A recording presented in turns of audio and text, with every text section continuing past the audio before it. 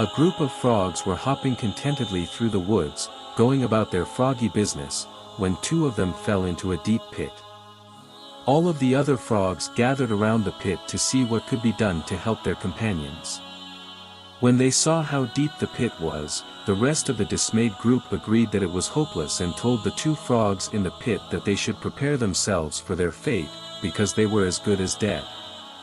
Unwilling to accept this terrible fate, the two frogs began to jump with all of their might. Some of the frogs shouted into the pit that it was hopeless, and that the two frogs wouldn't be in that situation if they had been more careful, more obedient to the froggy rules, and more responsible. The other frogs continued sorrowfully shouting that they should save their energy and give up, since they were already as good as dead.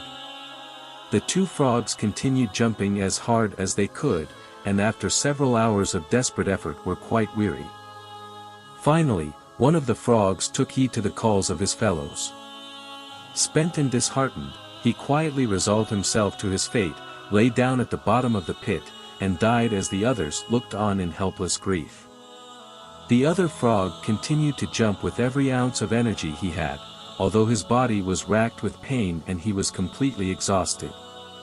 His companions began anew, yelling for him to accept his fate, stop the pain and just die. The weary frog jumped harder and harder and, wonder of wonders, finally leapt so high that he sprang from the pit.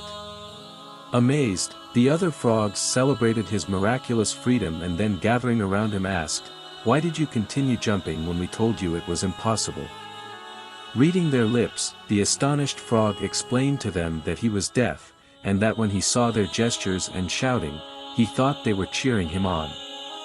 What he had perceived as encouragement inspired him to try harder and to succeed against all odds.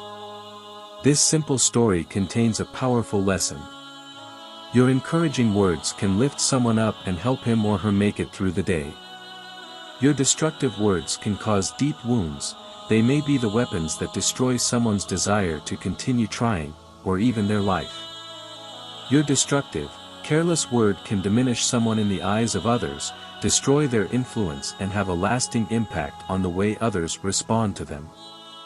That is why Islam teaches us in a hadith narrated by Abu Hurairah, may Allah be pleased with him, that the Prophet, peace and blessings of Allah be upon him, said, "He who believes in Allah and the last day must either speak good or remain silent."